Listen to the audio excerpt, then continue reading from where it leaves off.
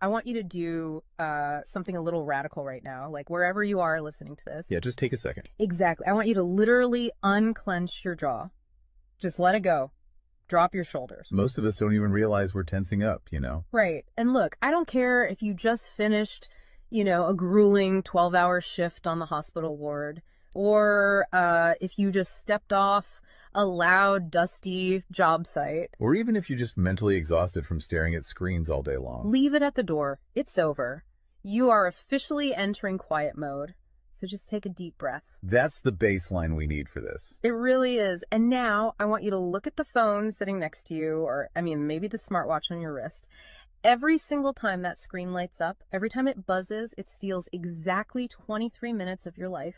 Welcome to the deep dive. It really is a staggering number to confront when you put it like that. 23 minutes Yeah. from one buzz. Yeah, because we tend to measure interruptions in like the seconds it takes to glance at a screen, right? Whoa! We completely ignore the massive cognitive debt we incur the moment we look away from our deep work. And that cognitive debt, that is exactly the central target of our mission today. Okay, let's unpack this. We are exploring The Sovereign Architect's Guide by Chillstar 08. Specifically, episode 6, which is titled Deep Work Dynamo, How to Finish Your Week in 4 Hours. Right. And if you remember in our last deep dive, we talked about installing the drawing those boundaries and reclaiming your personal space. But clearing the space is just step one. It actually reveals a much deeper, much more intimidating problem. Yeah, the void.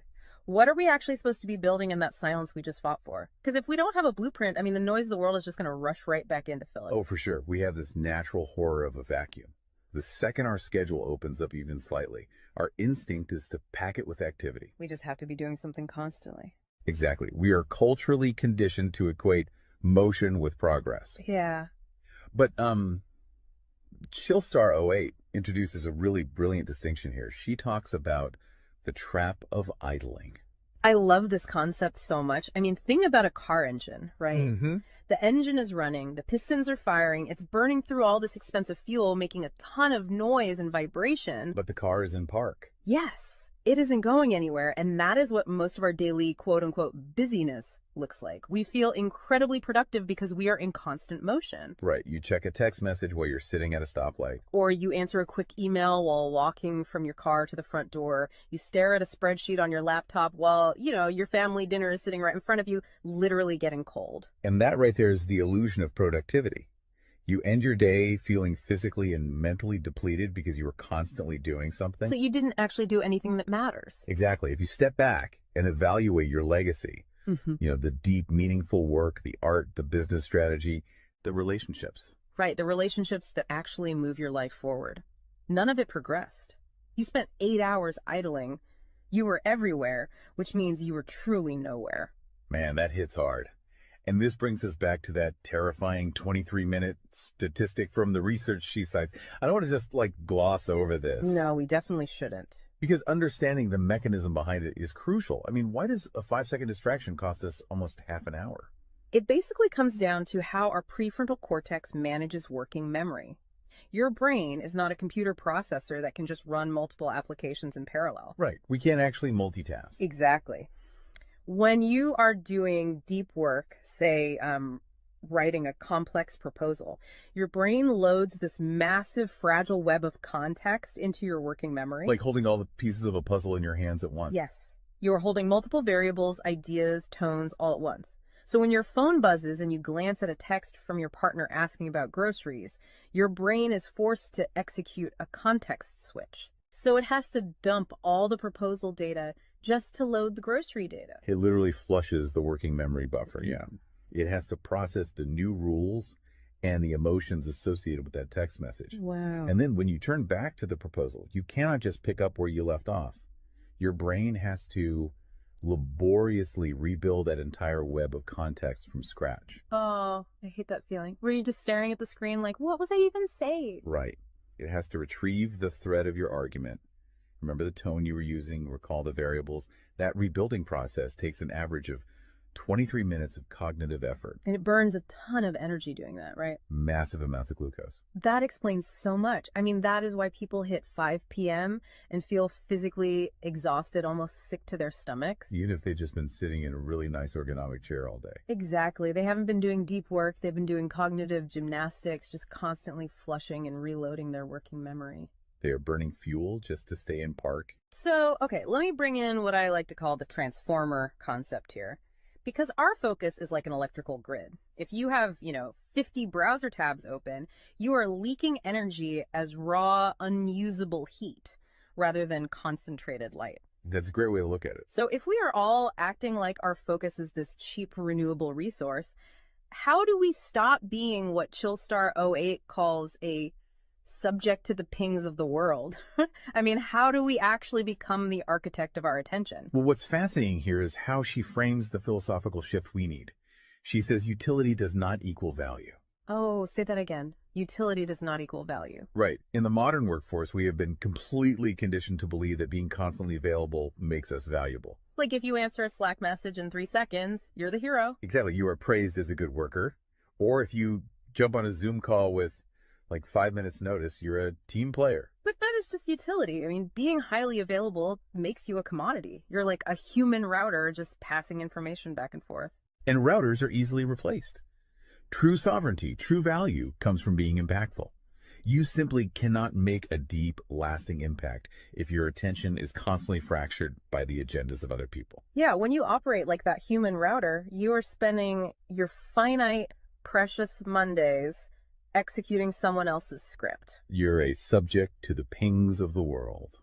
Okay, so we know the biology of why this destroys our focus, and we understand the philosophical trap of, trying to be too available, but how do we actually fix the mechanics of our workday? We have to build the deep work dynamo. Right. So think of your attention like water pressure. If you poke 50 tiny holes in a garden hose, open browser tabs, email notifications, group chats. The water just trickles at the end. Exactly. You cannot wash a car with a trickle. You're just making the driveway wet. That's true. So the Dynamo Audit she lays out, it's about putting a high pressure nozzle on that hose. It narrows the opening to create a stream powerful enough to actually blast through the dirt. And the first step in that audit is auditing the physical environment itself. She calls it analyzing your signal to noise ratio. Okay, so visualize your workspace right now. She asks you to determine if it is a sanctuary or a transit hub.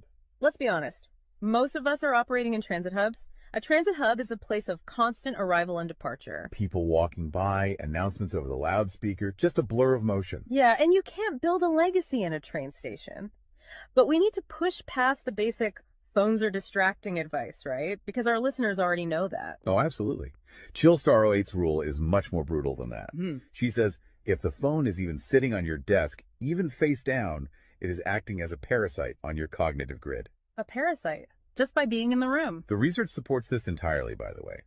The mere presence of a smartphone in your visual field, even if it is completely powered off, measurably reduces your cognitive capacity. Because your brain is having to actively expend energy to ignore it, right? Exactly. It is running a background process that just keeps saying, don't check the phone, don't check the phone.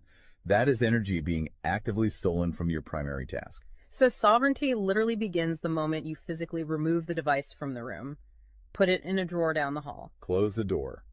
Make the physical environment quiet. But okay, let's say you've done that. That doesn't stop your own brain from creating internal noise, right? Like trying to juggle 5 projects at once. How do we fix the internal wiring? That brings us to the second pillar of the audit, which is the batch wiring rule. This directly addresses the danger of switching fatigue, which we touched on with that 23-minute penalty. Right, the cognitive glucose burn. Yeah. When we attempt to multitask, like writing a creative brief, then pausing to check inventory levels, then answering 3 customer service emails. And then trying to go back to the brief. Right. We are grinding our mental gears to dust. We are switching between entirely different cognitive states. Because creative writing uses a completely different part of the brain than calculating inventory, obviously. They require entirely different operating frequencies. So the batch wiring rule dictates that you must group similar tasks together based on their cognitive load. Okay. And you do not switch the current until that specific type of work is completely done. You do all your deep analytical thinking in one high voltage burst. And then you save all your reactive administrative stuff for a separate lower voltage block later in the day. Precisely. It's all about staying in one gear. Like if you are driving up a really steep hill, you don't constantly shift between first gear and fifth gear. You lock into the gear that provides the right torque and you just ride it out. That's a perfect analogy. But okay, here's where it gets really interesting. This leads to the third pillar of the audit, and this is where I actually need to seriously push back on the source material a bit. She calls this the zero access window. Ah, yes. This is usually where the resistance starts for people. Because it sounds impossible for a normal person. She says you cannot just plan to be focused, right? You have to legally schedule it. You have to lock in one sovereign hour. Yeah, 1 hour where you are legally dead to the outside world. No boss, no family, no, hey, do you have a second for a quick question? Just you and the blueprint. It's extreme, yes. But let's do a reality check here. I mean, I see how that works for a solo digital entrepreneur or a freelance writer. But what about someone whose literal job description is to be available? Right, like an IT support specialist. Or a floor manager or a nurse on a ward or even, a parent at home with a toddler. How do they justify just vanishing? It feels like this advice only applies to a very specific, privileged type of worker. That is the most common and, frankly, the most valid hurdle to this entire system. But we really have to look at how the principle scales, and we have to look at the internal psychology of the worker. Okay, walk me through that. First, let's address the context of Chillstar '08's own life. She is not some solitary monk living on a mountain. She is a wife, a mother, and a grandmother. Oh, wow. Okay. Yeah, and she runs a luxury travel agency and a digital marketing business. Her entire professional and personal life is built around communication and client management. She probably receives hundreds of legitimate demands on her attention every single day. So she is really in the thick of it. She isn't just speaking from some ivory tower. Far from it. She implements the zero access window because of those demands, not in spite of them. Now, for the IT manager or the nurse, obviously, you cannot vanish while on active duty if your role is acute response. Right. You can't ignore a burning server or a patient monitor. Exactly. But the principle applies to the deep work surrounding the active duty, the scheduling, the charting, the strategic planning. Even in highly reactive jobs, there is legacy work that gets pushed to the margins. That makes sense. And the challenge isn't just logistical, it is deeply psychological. It's the internal guilt, isn't it? Yes, exactly. People feel like bad employees or bad parents or bad partners when they set a hard boundary. Yeah. We tie our entire self-worth to our responsiveness. We think, if I am not instantly available, I am failing them. Man, that is so true. We feel guilty for taking an hour to ourselves. But setting a zero access window is not about neglecting your family or your team. It is about condensing your high-level work into massive, high-impact bursts of energy so that you can actually be present later. Wow. Okay. Consider the alternative. If you don't carve out that absolute focus, you end up giving your family or your team partial fractured attention for 12 hours straight. Exactly. You are physically at the dinner table, but mentally you are drafting an email. Or you are sitting on the floor playing with your kid, but you're checking a Slack notification over their shoulder. You are trading constant low-quality availability for scheduled high-quality presence. It is entirely about communicating boundaries to protect the quality of the time you do give people. You tell your team, look, I am going offline for 60 minutes to finish this crucial report. If the servers literally catch fire, call this specific emergency number. Otherwise, I will address all questions at 11:00 a.m. Right. You aren't vanishing to hide. You are vanishing to get the work done efficiently so you can actually live your life. Which brings us to the ultimate why behind this entire system. Because once you fight through that guilt, once you build this 4-hour fortress, you have to know what it is all for. It's not just about becoming a hyper-efficient robot. No, because if you use these tools just to do more of your boss's busy work or to take on 3 more stressful projects, you have entirely missed the point. You are just speeding up the treadmill. If we connect this to the bigger picture, the destination we are driving toward is a concept she calls passive magnetism. Okay, break down passive magnetism for us, because it sounds a bit abstract. Think of it as the gravity your work generates when it is undeniably good. Most people operate with active desperation. They are loudly networking, constantly posting, aggressively chasing clients or promotions. Just relying on sheer volume to get noticed. Right. Passive magnetism is the exact opposite. It is the ability to attract results, clients, wealth, legacy, or respect through the undeniable quality of your deep work. Because you actually took the time to build something substantial rather than just talking about building it. Yes, when you engage the deep work dynamo, you produce work so concentrated and so valuable that it acts as a magnet. You don't have to chase the market comes to you. And the ultimate prize of achieving that passive magnetism isn't just more work. The prize is time. Time is the ultimate currency. The dream of the sovereign architect is to finish an entire week's worth of business output in just 4 hours. You do this high voltage work often while the rest of the world is literally still hitting the snooze button. You free up the remaining hours so you can go be a traveler, so you can be a creative. So you can be a fully engaged grandparent like Chillstar 08. Exactly. She frames it beautifully in the source text. She says, we wire for silence so we can live in volume. Oh, I love that. We embrace the discipline of the quiet fortress so that our actual lives can be loud, vibrant, and fully experienced. We are finally taking control of the dial. But, making that shift from a frantic, reactive employee to a calm, sovereign creator requires a massive shift in identity. You have to tune your mind before you sit down to do the work. It is really difficult to just sit down at a desk and instantly command your brain to perform deep work, right? Especially if you've spent the last hour navigating traffic and listening to the news. You need a transition ritual to cross that threshold. And Chillstar 08 provides something for this transition called the Chillstar's Creed.